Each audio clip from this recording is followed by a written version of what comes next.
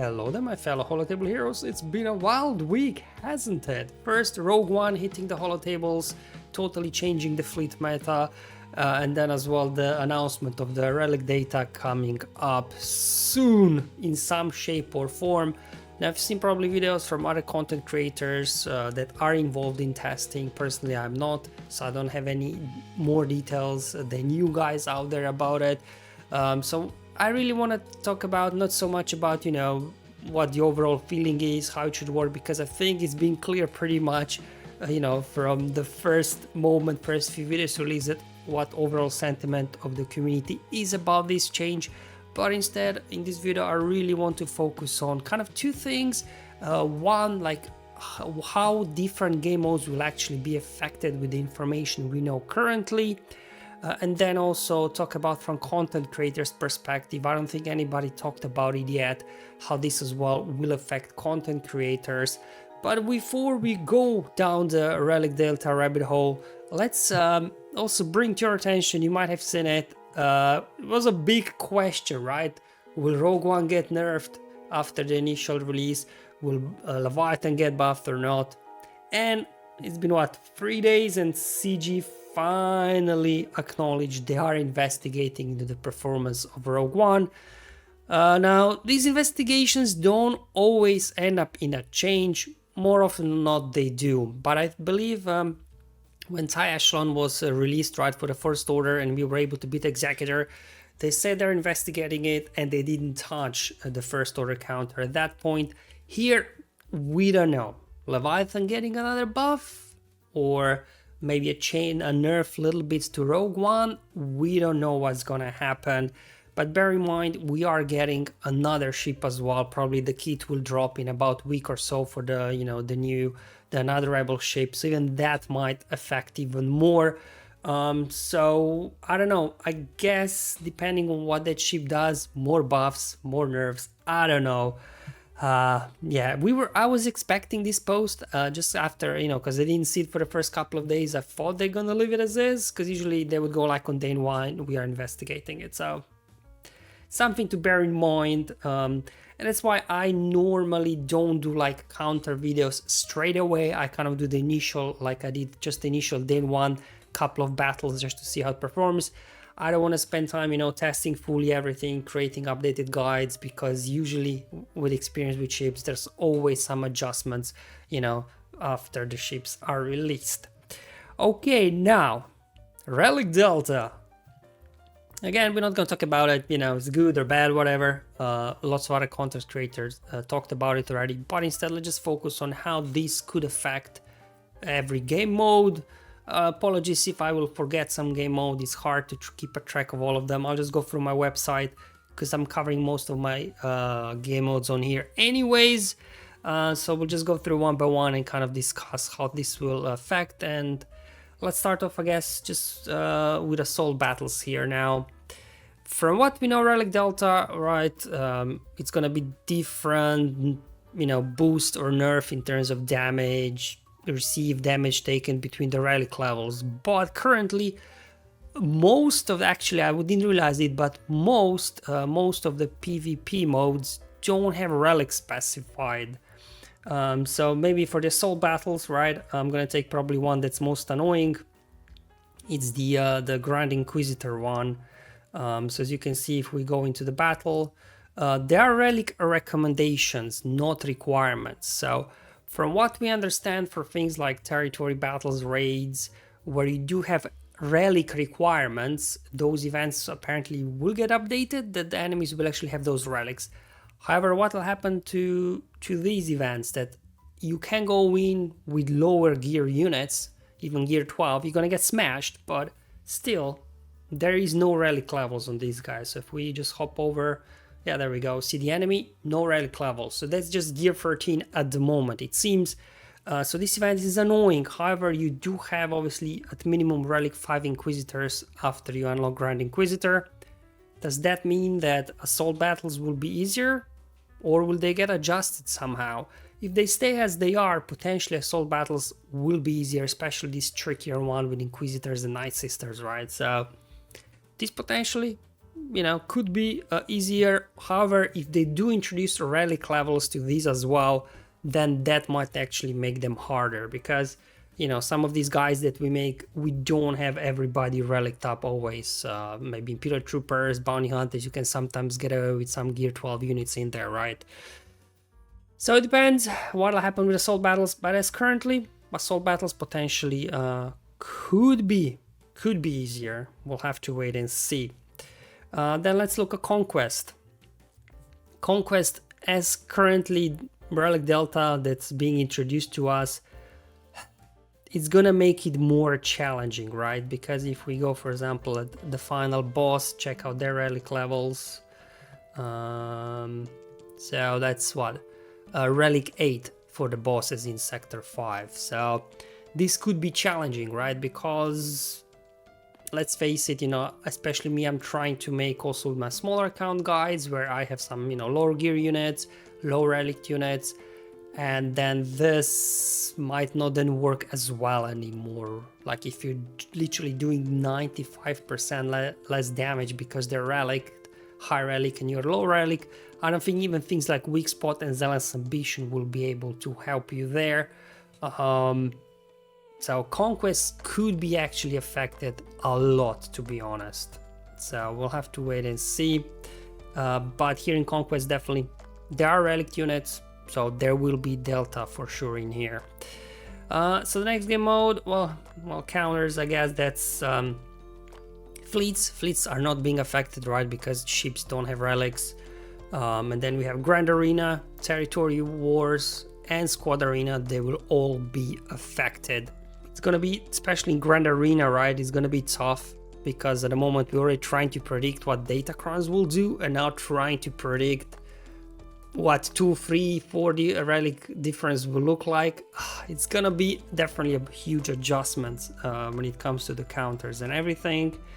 Journey guide, now that's another one that is not entirely clear to me what's going to happen, because all of these journey guides seem like assault battles. Anyway, I can just open the latest one I have here, which is Balin. Again, no relic levels on the enemies, right? So if it stays that way, maybe these events will be easier, right? Especially the Grand Inquisitor unlock is very difficult, as we all know. So then this potentially, like assault battles, could be easier if they don't add the relic levels to these guys. Again, going off the premise that the events that have relic requirements, they will kind of match the enemies of relics. So some of the unlock requirements, like I think Bo has relic 7 requirements, Balin as well, I think Gungan's relic 5. You can say, okay, then enemies will be relic 5, 7 respectively, so we'll be even. But then there are events that have no relic requirements, like for example the Dark Malak one, right? I think this one is the more challenging one where you're going versus Malak, right? Let me just remind myself, it's been a while. There we go. Yeah. So we got Gear 12 units here, and we're going up against Malak. Malak at Gear 1, like how will this look like? Obviously I do have in this guide Gear 12 units, and it's still annoying. However, if the whole Relic Delta kicks in and you bring in, let's say, your Revan Basti like to Relic 3, for example, then will these events now suddenly be very easy to do because Malak is looks like Gear 1 or something?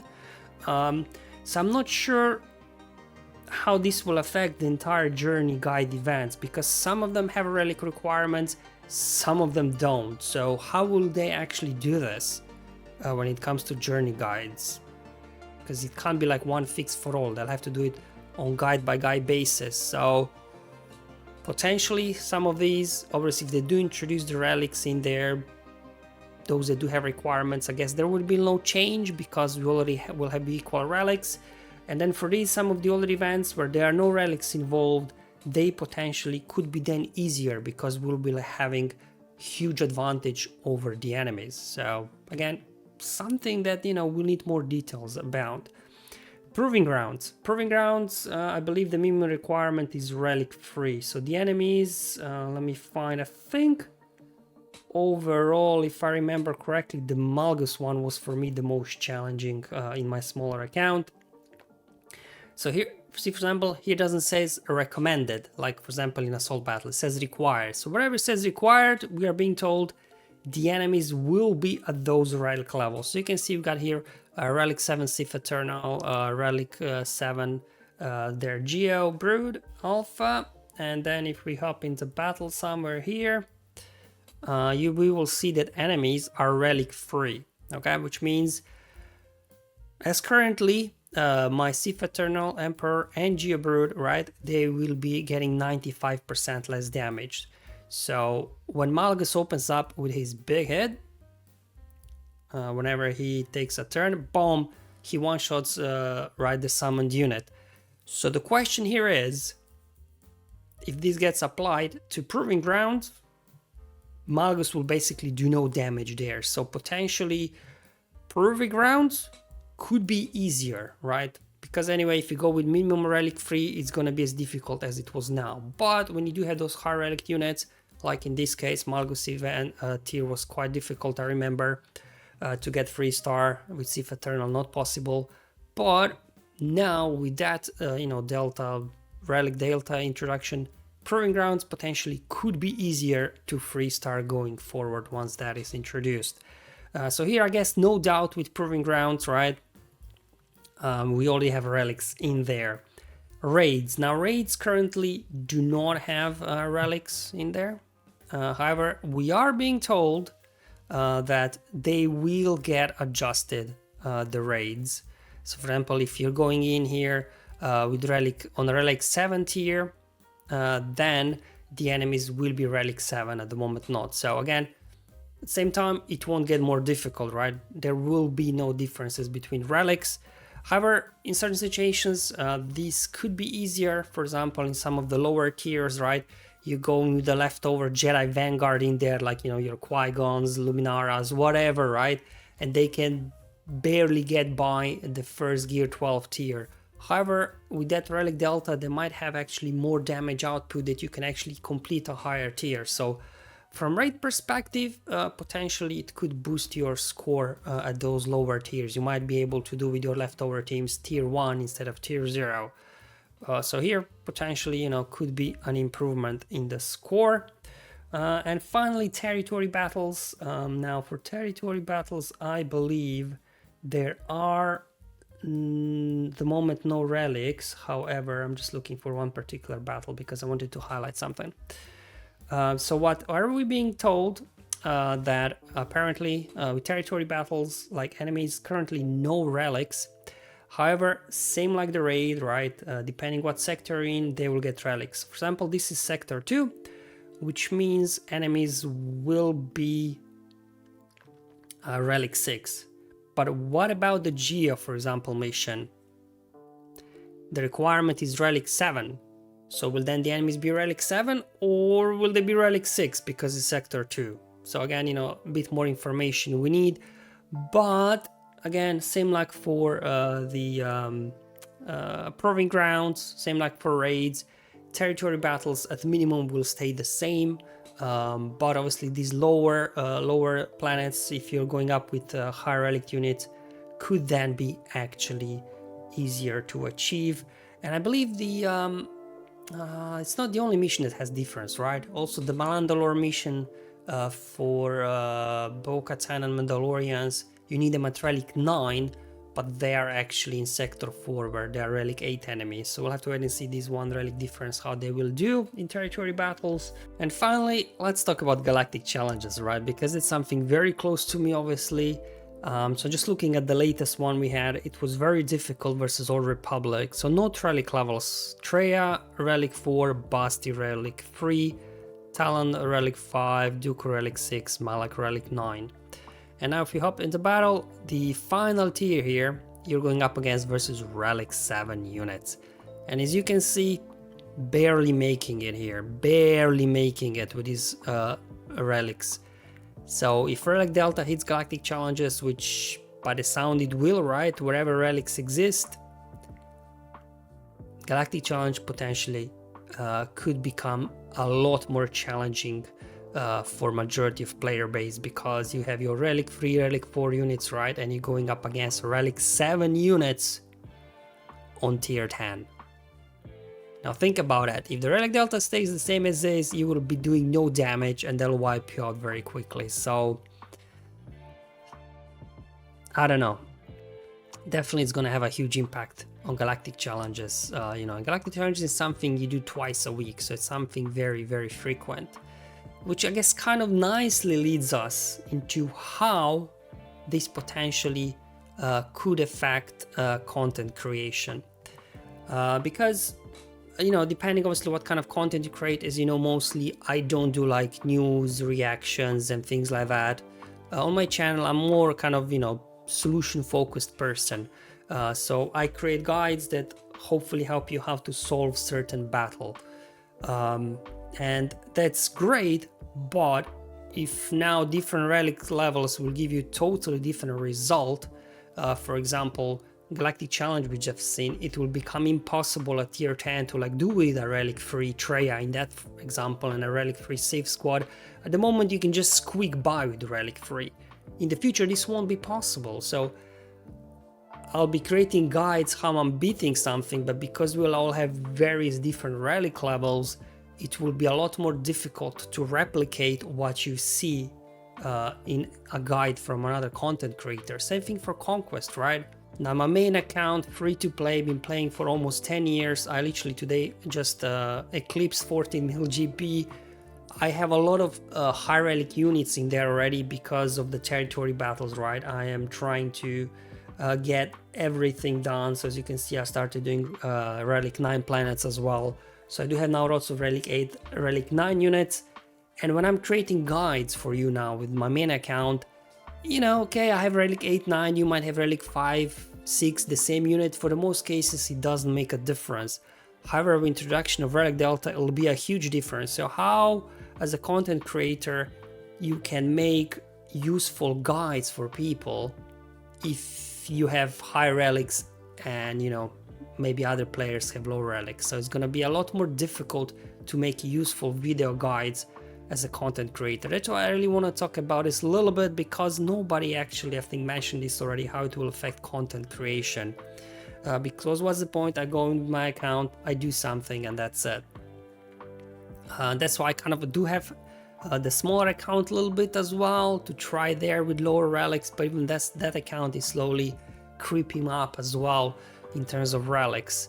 So it's going to definitely be, I think, challenging how to then structure the content for some of the game modes, namely for Galactic Challenges and Conquest, really.